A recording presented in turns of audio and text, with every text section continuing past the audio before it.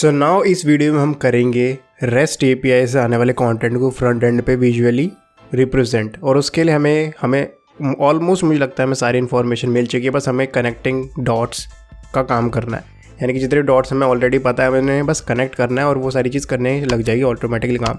ना ये जो टेम्पलेट है जो आप देख रहे हो स्क्रीन पे, आप देख रहे हो इसका कोड थोड़ा सा ऑलरेडी लिखा हुआ है, इसीलिए ये एक बेस कह सकते हो, इसमें बेस कोड है थोड़ा स्टाइलिंग का, थोड़ा CSS का, जो मैं लिंक डिस्क्रिप्शन डाल दूंगा, आप वहाँ से डाउनलोड करके इसको आगे इम्प्लीमेंट कर सकते हो या फिर प्रैक्टिस कर सकते हो।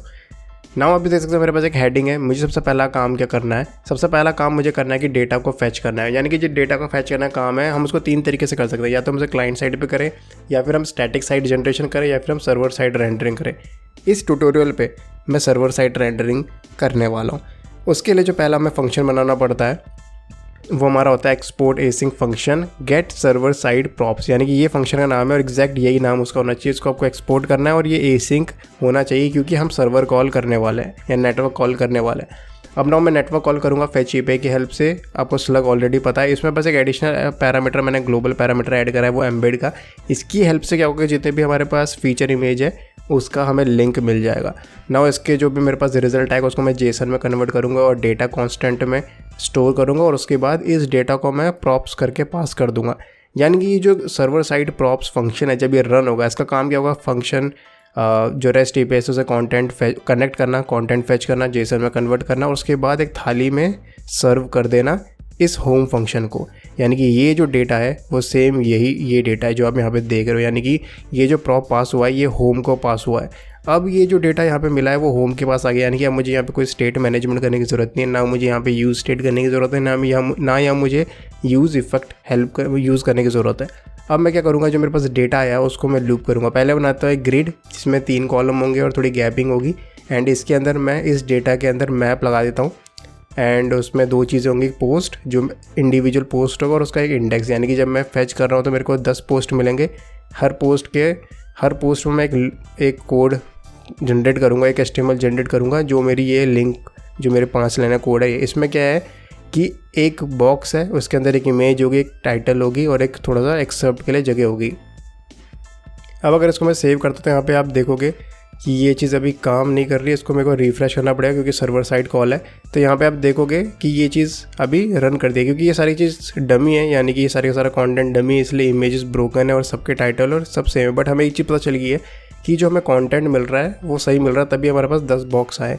अब हम एक एक करके सारी चीज़ों को डायनामिक बनाना है। सबसे पहली चीज़ मैं अपने जो मैं एक्सेप्ट है उसको डायनामिक बनाता हूँ, यानी कि अब जो एक्सेप्ट है ना वो खुद में एक HTML एलिमेंट हमें शेयर करता है, तो उसको मैं directly as a string use नहीं कर सकता, इसीलिए हमें dangerously set inner HTML use करना पड़ता है, और इसमें मैं उस एलिमेंट को पास कर दूंगा पोस्ट एक्सेप्ट रेंडर्ड।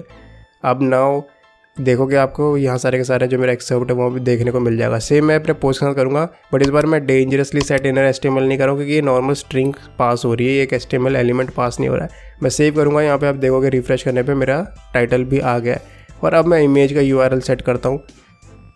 अब यहाँ पे देखोगे जो मेरा इमेज का URL मैंने सेट कर दिया है।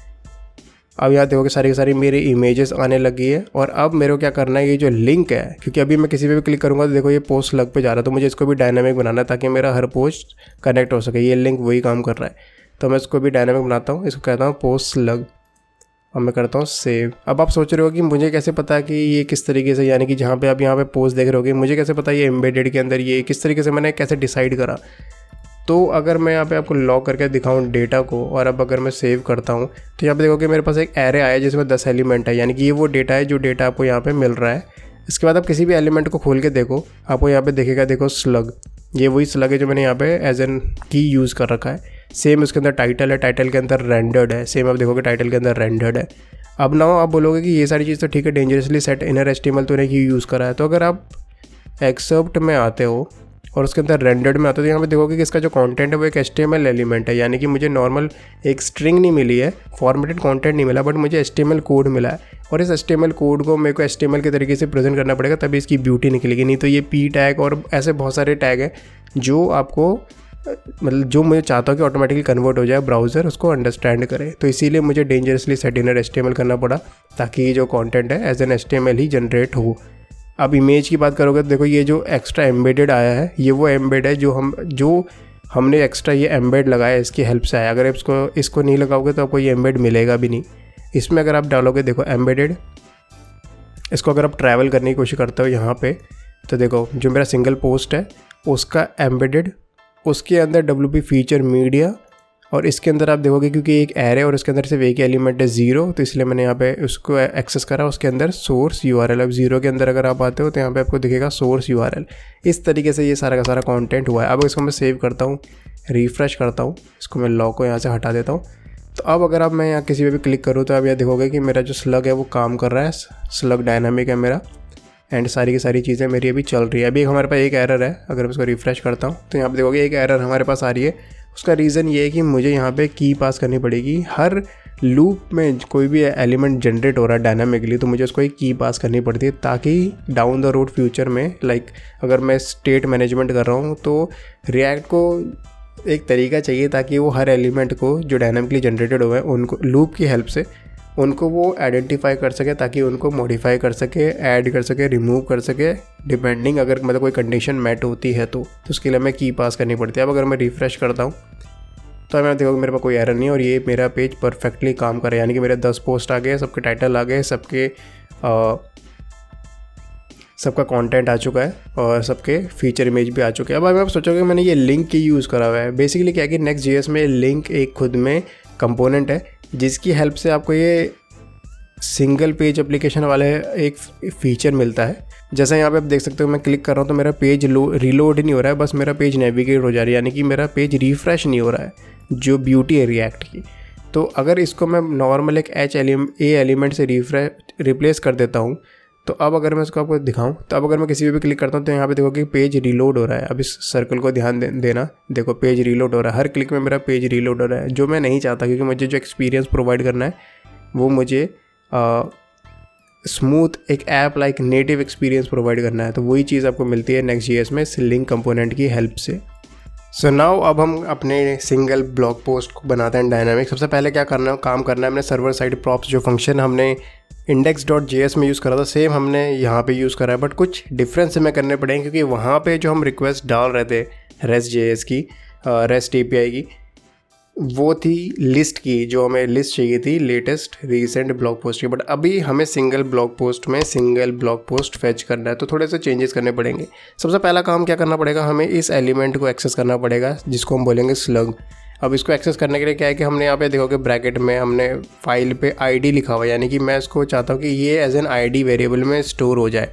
कहाँ स्टोर होगा, कॉन्टेक्स्ट नाम के वेरिएबल में, पैरामीटर में, जो बाय डिफ़ॉल्ट पास होता है फ्रेमवर्क के through get server side props को। यानी कि इस कॉन्टेक्स्ट की हेल्प से आप पैरामीटर, क्वेरी पैरामीटर और बहुत सारी चीज़ एक्सेस कर सकते हो।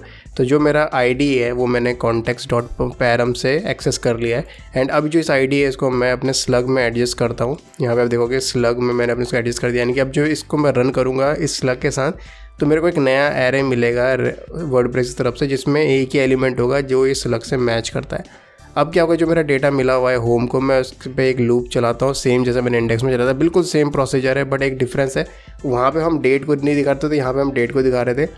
अब क्योंकि हमें डेट दिखाना है तो मैं डेट को थोड़ा ब्यूटीफाई करना चाहता हूँ, इसलिए मैं एक वेरिएबल बनाना टुडे, एंड उसमें मैं न्यू डेट जो पोस्ट की तरफ से डेट आ रही है उसको मैं थोड़ा कन्वर्ट करके, थोड़ा ब्यूटीफाई करके एक वेरिएबल स्टोर कर रहा हूँ ताकि मैं इसको दिखा सकूँ फ्रंट एंड पे।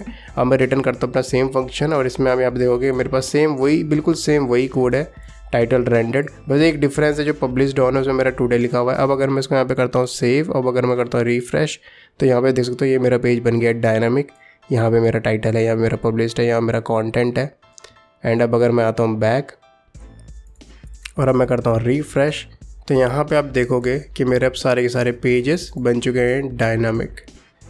तो आई होप आपको ये वीडियो पसंद आई होगी, बहुत ही क्विक। इसमें मैंने सारी चीज़ एक्सप्लेन करने की कोशिश नहीं करी, इसके दो रीज़न है। पहली चीज़ कि मैं प्रीवियस सारी वीडियो में बहुत टाइम लेके सारी चीज़ एक्सप्लेन कर चुका हूँ, एंड ये सारी की सारी चीज़ें बहुत बेसिक हैं, तो मुझे नहीं लगता कि हमें ज़्यादा टाइम इन्वेस्ट करना चाहिए क्योंकि हमें बहुत सारी चीज़ें कवर करनी है। सो आई होप आपको ये पसंद आया होगा, एंड अगर आपको ये वीडियो पसंद आए तो please do let me know in the comment section. Video को लाइक कर दो, शेयर कर दो अपने, एंड सब्सक्राइब कर दो चैनल को अगर आपको ऐसी वीडियोस पसंद है। और अगर आपकी कोई भी क्वेरी तो please do let me know in the comment section. With that being said मैं मिलता हूँ आपसे नेक्स्ट वीडियो पे।